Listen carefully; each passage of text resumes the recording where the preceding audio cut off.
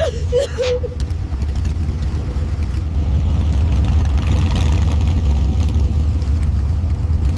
10-year-old boy watched a tow truck haul away his dead father's pride and joy, a custom Harley Davidson. It was the only way to keep his dying mother breathing, but he had no idea that a single phone call was about to summon 200 Hell's Angels to his doorstep. The blistering heat of a late July afternoon in Bakersfield, California, was oppressive enough to warp the horizon into a shimmering mirage, but 10-year-old Leo Rossi barely felt it.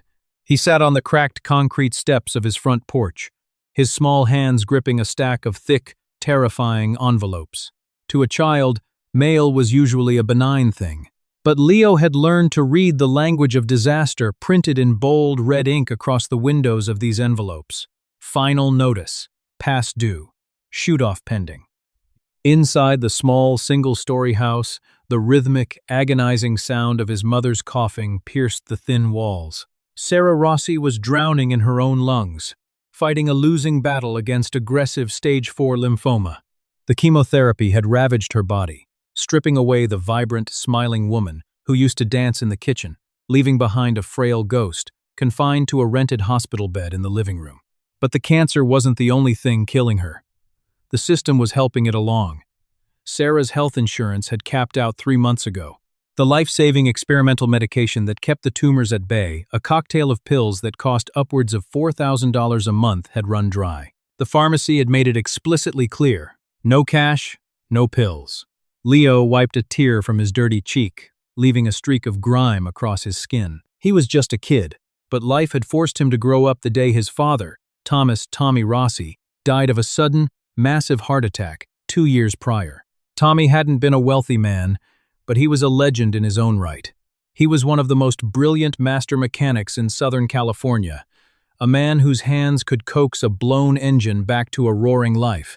Because of his unparalleled skill and unwavering loyalty, Tommy had been the trusted mechanic and fiercely protected friend of the local Hells Angels charter. He wasn't a patched member, but in their world, Tommy was family. Leo stood up, the heat radiating through the soles of his worn-out sneakers, and walked down the short gravel driveway to the detached garage. He unlocked the heavy padlock, the metal hot against his fingers, and pushed the creaking wooden doors open. The air inside smelled of stale gasoline, motor oil, and old leather. It smelled like his father. In the center of the dimly lit garage sat Tommy's legacy. It was a 1993 Harley Davidson Fat Boy, heavily customized and meticulously maintained. The bike was a masterpiece. It was painted a deep, hypnotic cobalt blue, and on the gas tank was a flawless, hand-painted mural of a grim reaper clutching a silver wrench, Tommy's signature emblem. The chrome pipes gleamed even in the shadows, untouched by dust, because Leo came out here every single day to wipe it down.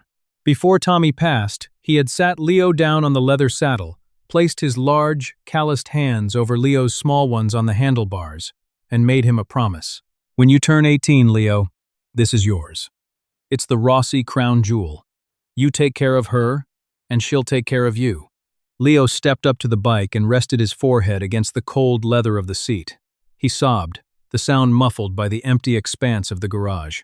He knew what he had to do. He felt like a traitor, a coward who was about to spit on his father's dying wish.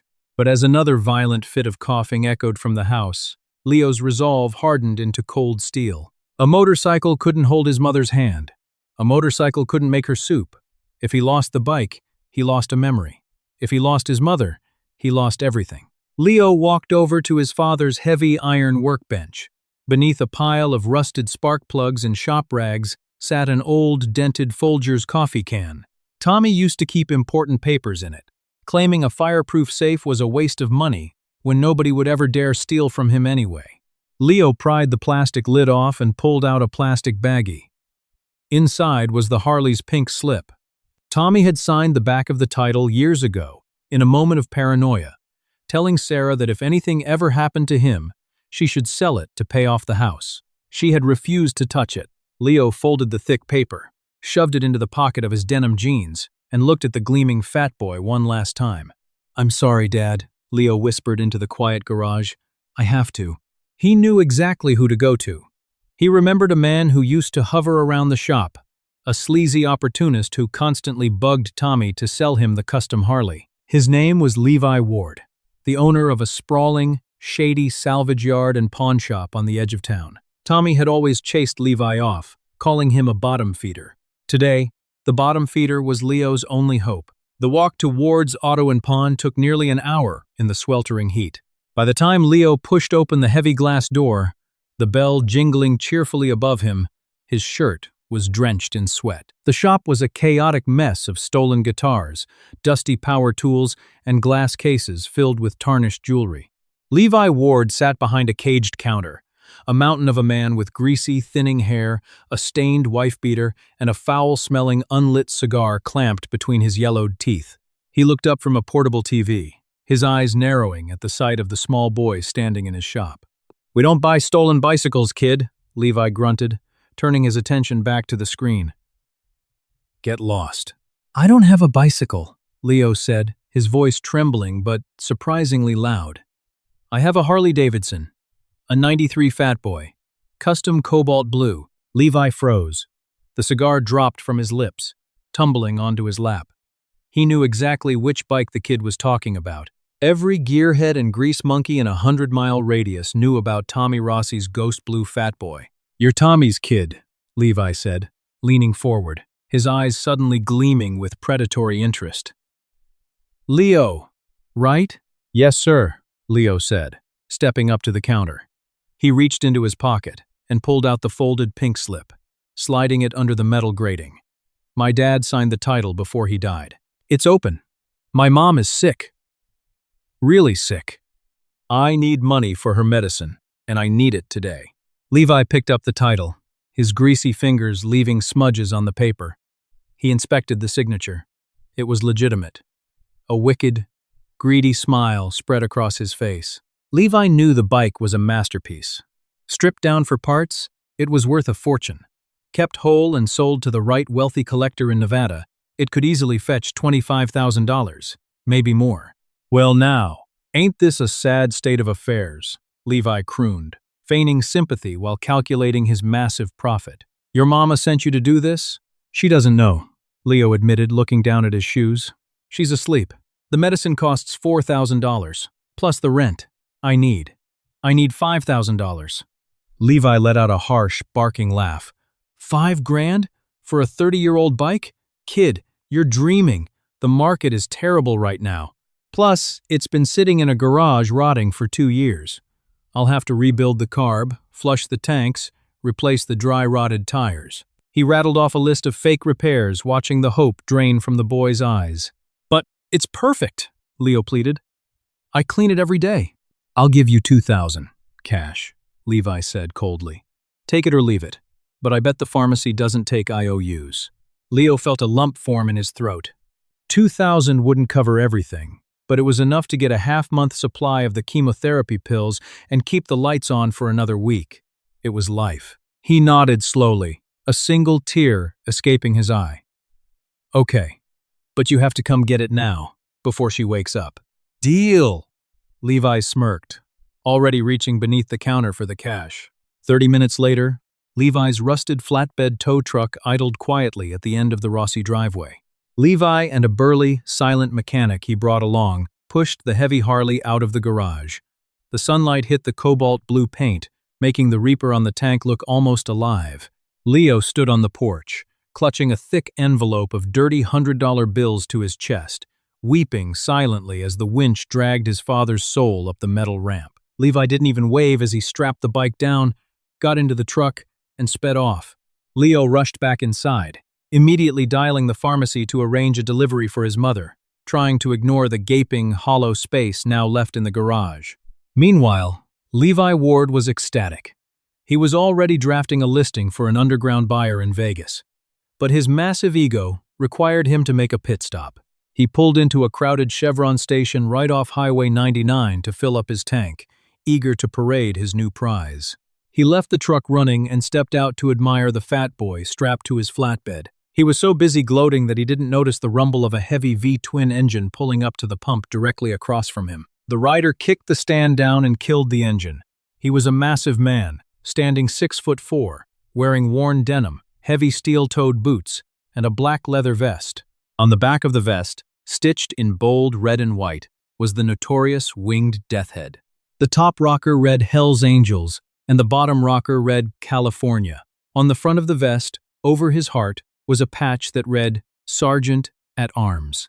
This was Arthur Dutch Miller. He was a terrifying enforcer for the club, a man whose loyalty to his brothers was matched only by his explosive temper. Dutch pulled off his heavy leather gloves, adjusting his sunglasses as he reached for the gas nozzle. That was when the sunlight caught the cobalt blue paint on the trailer. Dutch froze. His hand hovered inches from the pump. He slowly turned his head, pulling his sunglasses down the bridge of his nose. He stared at the grim Reaper, clutching the silver wrench. He knew every scratch, every curve, and every bolt on that motorcycle. He and Tommy Rossi had spent countless nights drinking cheap beer around that exact bike. Dutch had been at Tommy's funeral. He had stood in the Rossi garage and heard Tommy's widow say that the bike was Leo's, and it wasn't moving an inch until the boy was 18. Dutch's cold, hard eyes locked onto Levi Ward, who was currently polishing a smudge off the chrome exhaust with his greasy shirt. Dutch slowly walked around the pumps, his heavy boots crunching menacingly on the concrete. "That's a mighty fine machine you got there," Dutch rumbled, his voice like grinding stones. Levi jumped, startled. He turned, and when he saw the death head on Dutch's chest, all the blood drained from his face. Levi swallowed hard. "Yeah, just picked it up. A beauty, ain't she?" "Sure is," Dutch said, stepping closer. He reached out and gently ran a massive, calloused finger over the Reaper mural. "Looks just like Tommy Rossi's bike." "Oh, yeah?" Levi stammered, sweat pouring down his forehead. "It was. His widow, Sarah. She fell on hard times. Begged me to take it off her hands. Gave her top dollar, too." Real tragedy. Dutch stared at Levi, his eyes dead and unblinking. Dutch had visited Sarah 2 weeks ago to drop off some groceries. Sarah Rossi was a fiercely proud woman who would have set herself on fire before selling Tommy's legacy to a rat like Levi Ward. Furthermore, she loved that boy too much to rob him of his inheritance. Something was horribly wrong. Dutch didn't yell, he didn't throw a punch, he just smiled a terrifying, humorless expression. "Well, ain't you a good Samaritan?" Dutch said softly. He pulled out his phone, snapped a quick photo of Levi's license plate, and stepped back. "Drive safe now." Levi practically dove into the cab of his tow truck, slamming the truck into gear and peeling out of the gas station, desperate to get out of town. Dutch stood perfectly still as the truck disappeared down the highway. He dialed a number on his phone. It rang twice before a deep voice answered. "Yeah, Dutch." "Iron," Dutch said to the chapter president of the Hells Angels. "We got a problem. I just saw Levi Ward hauling Tommy's ghost out of town," said Sarah sold it to him. There was a long, heavy silence on the other end of the line. When Big Jim Iron Hayes finally spoke, his voice carried the weight of an impending hurricane. "Tommy's widow wouldn't sell that bike to God himself," Iron said coldly. "Gather the boys. All of them. We're paying the Rossi house a visit to find out what really happened. And if someone took advantage of Tommy's family, I'll bring the chains," Dutch replied, hanging up the phone. The storm wasn't just coming to Bakersfield. It was already here. The delivery boy from the local pharmacy had dropped off the small, life-saving paper bag just after 2 o'clock. Leo had practically ripped it open, his trembling hands clutching the amber plastic bottle as if it were made of solid gold. He had carefully poured a glass of water, crushed the required dosage into a spoonful of applesauce, and gently woken his mother. Sarah had barely been conscious enough to swallow, but she managed. As she drifted back into a more peaceful, less labored sleep, Leo sat at the foot of her hospital bed. The remaining $1,800 of Levi Ward's dirty cash stuffed deep inside his sneakers. He felt a heavy, nauseating mix of profound relief and crushing guilt. The house was quiet, but to Leo, the silence felt like an accusation. The garage was empty. The promise was broken. It started as a low, vibrating hum, something felt in the floorboards before it was actually heard. Leo looked up, his brow furrowing as the glass of water on his mother's bedside table began to ripple. The hum steadily grew into a deep, guttural roar, a mechanical thunder that seemed to swallow the entire neighborhood. Dogs began to bark frantically. Car alarms wailed in the distance. Leo crept to the living room window and peeked through the dusty blinds. His breath hitched in his throat, and his blood ran cold. Rolling down their quiet suburban street was a metallic river of chrome, black leather, and raw horsepower. It wasn't just a few motorcycles, it was an invading army.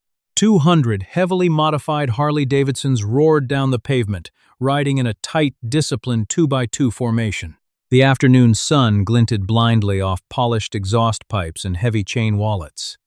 Neighbors were peeking out from behind their curtains, utterly terrified, as the deafening convoy came to a synchronized halt. They parked in a massive blockade, completely sealing off the street in front of the Rossi house. Engines were cut in a cascading wave of mechanical sighs, replaced by the heavy crunch of leather boots hitting the asphalt. Leo stepped back from the window, his heart hammering against his ribs like a trapped bird. He knew who they were. He recognized the winged death heads stitched onto the backs of their vests. These were his father's friends, but seeing 200 of them swarming his front lawn was a paralyzing sight. Two men separated from the massive crowd and walked up the gravel driveway.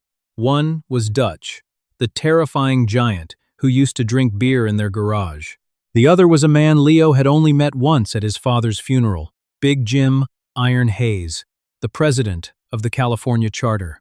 Iron was a mountain of a man with a thick silver beard, eyes like chipped flint, and a network of faded scars mapping his weathered forearms. Heavy knuckles rapped against the front door. 3 sharp, commanding knocks. Leo swallowed hard, his hands shaking as he turned the deadbolt and pulled the door open. He looked up, meeting Iron's intense gaze. "Hey there, little Tommy," Iron said. His voice was incredibly deep, but surprisingly gentle, rumbling from his chest like a idling engine. "It's been a minute." "Hi, Mr. Iron."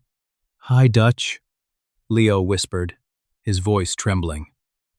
Iron took off his dark sunglasses, his piercing eyes softening as he took in the sight of the terrified, tear-stained boy. He glanced over Leo's shoulder, peering into the dim living room where Sarah slept in the medical bed. The smell of sickness and antiseptic was heavy in the air. Iron's jaw tightened. "How's your mama holding up, Leo?" Dutch asked, stepping up onto the porch. She's sleeping," Leo said, looking down at his sneakers. "She got her medicine today. She's going to be okay for a little while." Iron nodded slowly. "That's good, son. Real good.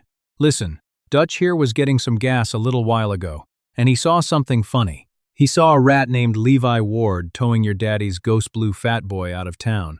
Said your mama sold it to him." Leo flinched, as if he had been struck.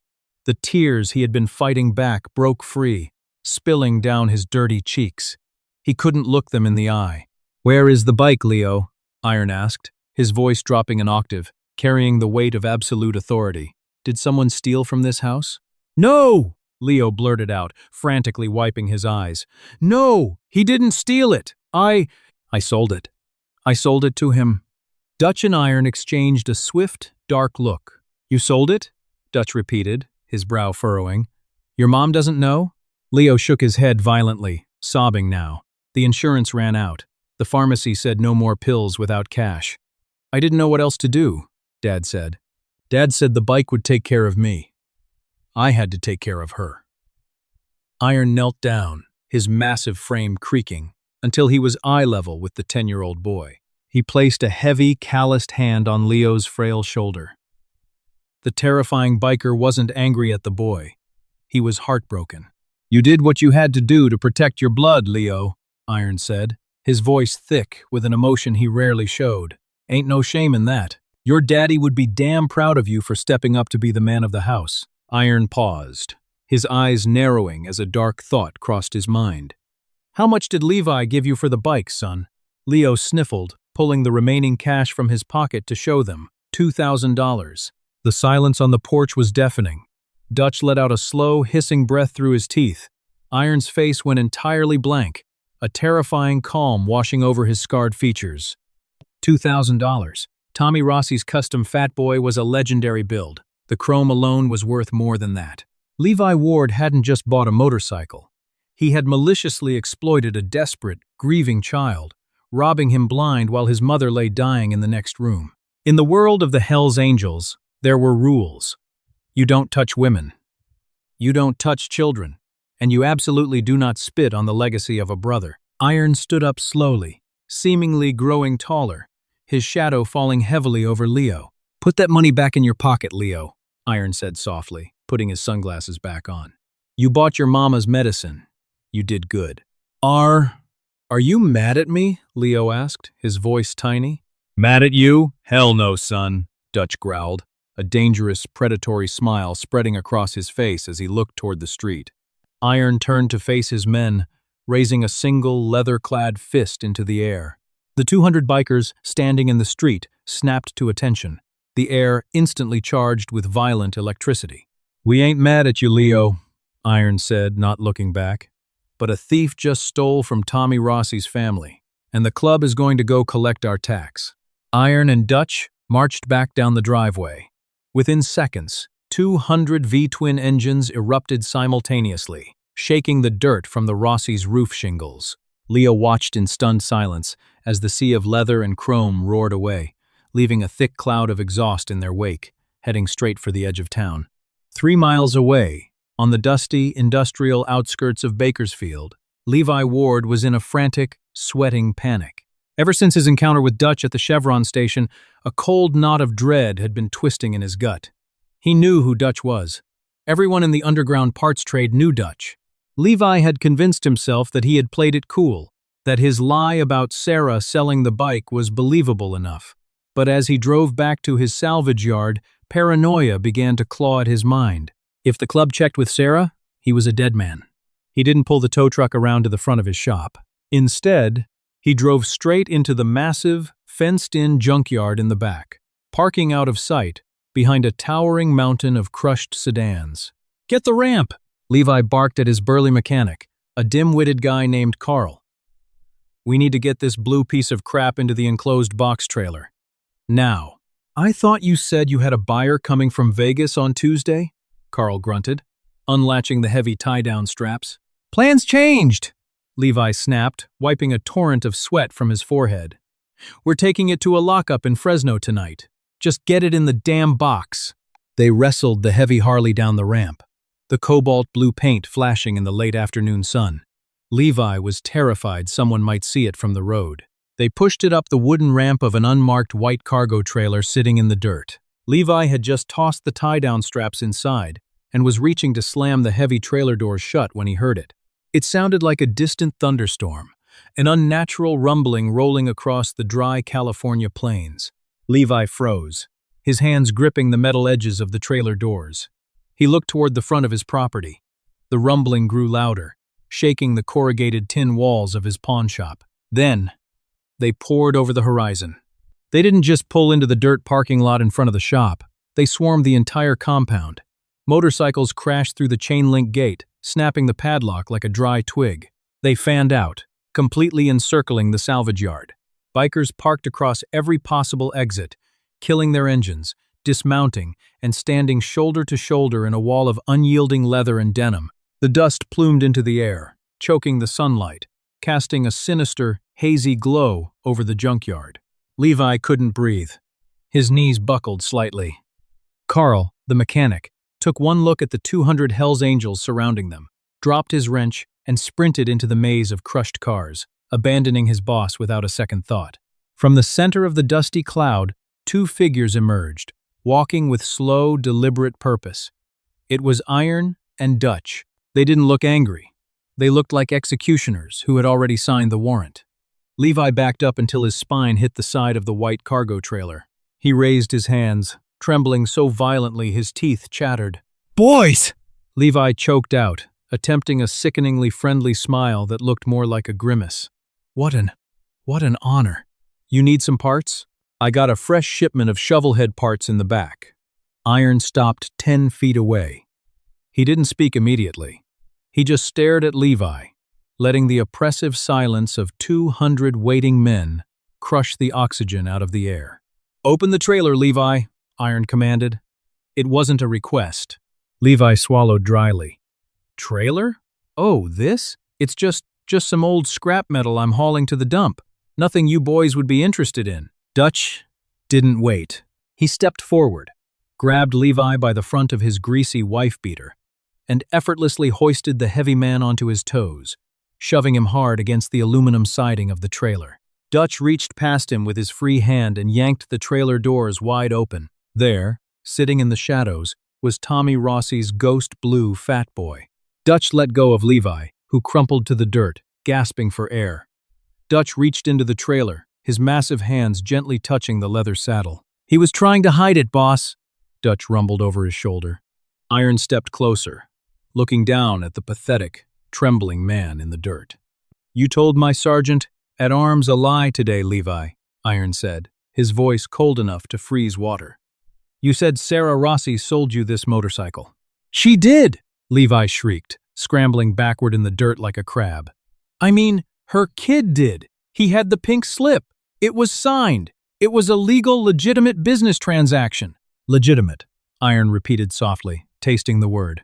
He pulled a thick cigar from his vest, clamped it in his teeth, and lit it, puffing a cloud of gray smoke into the stagnant air. "You gave a terrified 10-year-old boy $2,000 for a machine that appraises at 30. You robbed a child who was trying to keep his mother breathing. In my world, Levi, we call that stealing from the club." "I didn't know," Levi begged, tears of absolute terror streaming down his face, leaving tracks in the grime. "I swear, Iron, I didn't know it was a club matter. I'll give it back. Just take the bike. Keep the $2,000. We're square." "We ain't anywhere near square," Iron said, taking a step forward, the toe of his heavy steel-toed boot resting just inches from Levi's groin. Tommy Rossi was family. "That boy is under our protection. You took advantage of a family's grief. So, here's how this legitimate business transaction is going to conclude." Iron pointed the glowing cherry of his cigar at the pawn shop. "Dutch is going to take Tommy's bike out of this trailer. You are going to walk into that shop, and you are going to open your safe. The $2,000 you gave Leo? That's his now. It's a donation to Sarah's medical fund. But since you caused the boy so much emotional distress," Iron smiled, a terrifying flash of white teeth in his silver beard, "you are going to pay a club tax. I reckon $20,000 in cash should cover the disrespect." Levi's eyes bugged out of his head. $20,000? I don't have that kind of cash. That'll bankrupt me. A collective, ominous shifting of leather echoed through the yard as 200 men stepped one pace forward, the sheer physical threat closing in like a tightening noose. "Then we start taking it out in trade," Dutch offered, casually pulling a heavy iron crowbar from the bed of a nearby rusted truck, tapping it rhythmically against his palm. "We can start with the cars, then the shop. Then, we start breaking things that don't heal so good." Levi looked at the wall of heavily armed, furious bikers, then at the crowbar in Dutch's hand, and finally at Iron's unyielding eyes. He realized instantly that he was negotiating for his life, not his money. "Okay," Levi sobbed, violently scrambling to his feet. "Okay, I'll open the safe. Just please, don't hurt me. I'll give you everything in it." "Smart man," Iron said, stepping aside and gesturing toward the back door of the pawn shop. "Lead the way, Levi, and pray it's enough." As Levi stumbled toward his shop, escorted by 3 massive angels, Dutch walked up the ramp into the trailer.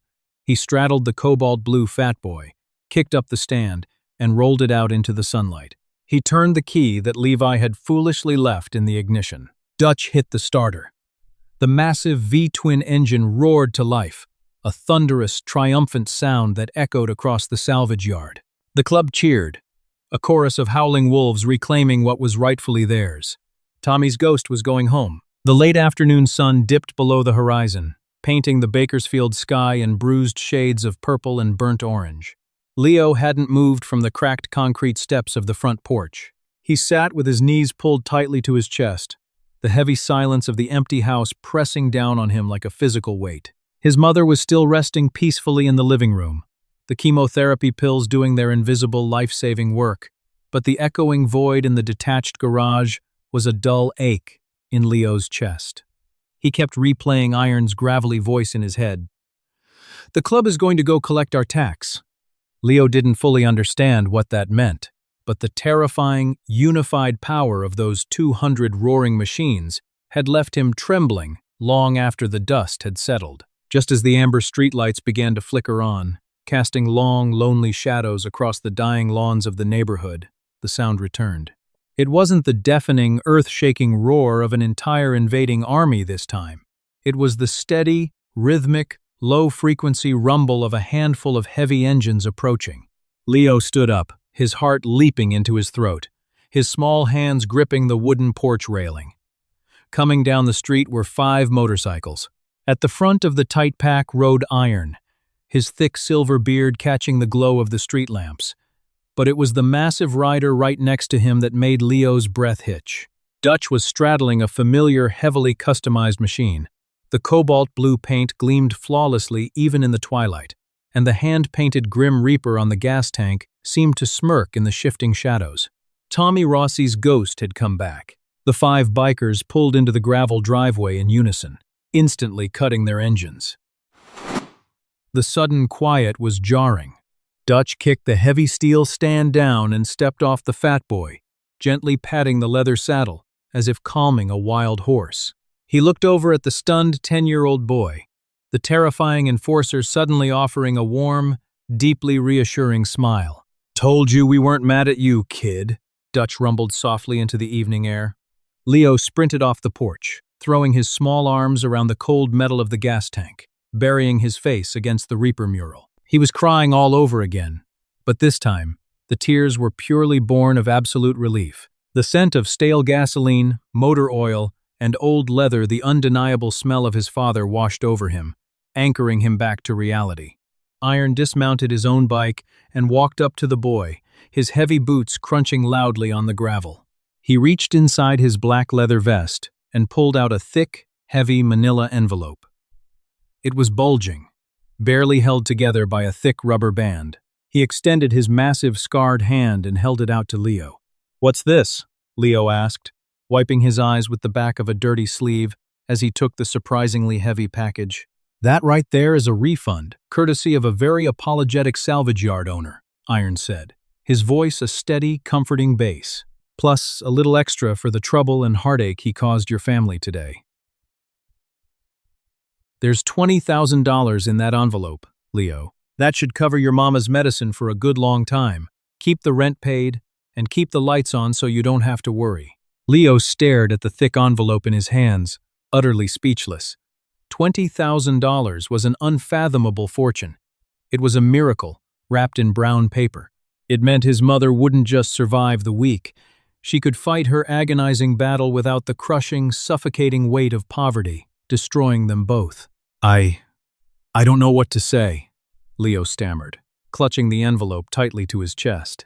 "How can I ever pay you guys back?" Iron knelt down once more, the leather of his vest creaking, and placed his heavy hands on Leo's frail shoulders. The fearsome Hell's Angels president looked the boy dead in the eye, his expression completely devoid of its usual intimidation, replaced only by a fierce, unwavering loyalty.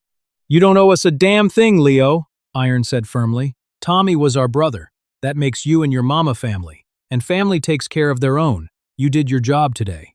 You stepped up like a man to protect her. Now it's our turn to do ours." Dutch stepped up beside his president, casually tossing a set of keys through the air. Leo caught them clumsily. They were the keys to the fat boy. "You put her back in the garage, Leo," Dutch instructed, pointing a thick finger at the bike. "You keep cleaning her every single day, and when you turn 18, I'm coming over here to teach you how to ride her properly. Understand?" Leo nodded fiercely, clutching the keys tightly in his fist, a genuine smile finally breaking through the dirt and tears on his face. "Yes, sir." Iron stood up, giving Leo's shoulder one last reassuring squeeze. The 5 men mounted their bikes, the massive V-twins sparking back to life and shattering the quiet suburban evening. As they slowly backed out of the driveway, Iron raised 2 fingers to his brow, in a silent, respectful salute. Leo stood proudly next to his father's motorcycle, the envelope of life-saving cash secured tightly under his arm. He watched as the angels of asphalt roared off into the dark night, leaving behind a profound, unbroken promise that Tommy Rossi's boy would never, ever ride alone. What an incredible testament to the power of loyalty. Little Leo sacrificed his father's most prized possession to save his mother, only to discover that true brotherhood never forgets its own. If this story of justice and unyielding biker code moved you, hit that like button, share this video, and subscribe to our channel for more unbelievable real-life stories. Would you have made the same choice? Let us know below. Hi, Hey there, my name is Jeff King, and I want to be your content owner coach. and manager And the of reason why Dominant Flame is Escrow. I want to give back because After of the watching the success video, that I've little had boy on this sold platform. father's Harley I for walked away. mom's Hey there, my name is medicine. Jeff Hours King, later, and I want to be your 200 content Hells coach. Angels And the roared reason the why streets. is I want to give I'd back really like to because know of the what you think. success that How I've did this had story on this make you feel? platform. I walked What stayed away. with Hey there, me my name is most Jeff was the King, mix and I want of to be your desperation, content coach. love, and the reason loyalty why running is through the I want to entire give back story. because of the success That little boy I've wasn't had thinking on this about money platform. or consequences. I walked away. Hey there, my He was name is trying Jeff to help King, his and I want to be mother the your only way content he knew coach. how. And the reason why And when is the I bikers want to give showed up back later, because of the it success added this that powerful I've had reminder on that this people platform. and communities I walked away. can Hey there, carry my a name is lot Jeff more King, and I heart want to be than others your expect from content them on the coach. surface. And the reason why is Do I you want to think the give boy back made the because right of the decision, success that even I've knowing had how on this important the platform. Harley probably I was walked to his away. father? Hey there, my name is Jeff King, and And I why want do to you be think your acts of content sacrifice coach. from And the children reason why hit is so I want to give emotionally back for because so of the many success people? that I've had I think on stories this like platform. this remind us I to walked away. appreciate Hey the there, my people name we is Jeff love King, and I while want we to be still your can. content And to coach. never And the reason why underestimate is how I far want to give someone back will go because of the for family. success that I've had If this on story this meant platform. something to you, I walked I'd away. really Hey love there, to my hear name your is Jeff thoughts in the King, and I want to comments. be your And if you content enjoy coach. biker stories And the reason filled why with loyalty, is I want to give back emotion, because of the and success unexpected moments that of I've humanity, had on this platform. feel free to like I and walked away. subscribe. Hey there, my name is Only Jeff if you'd King, like and I to want to be see more. your content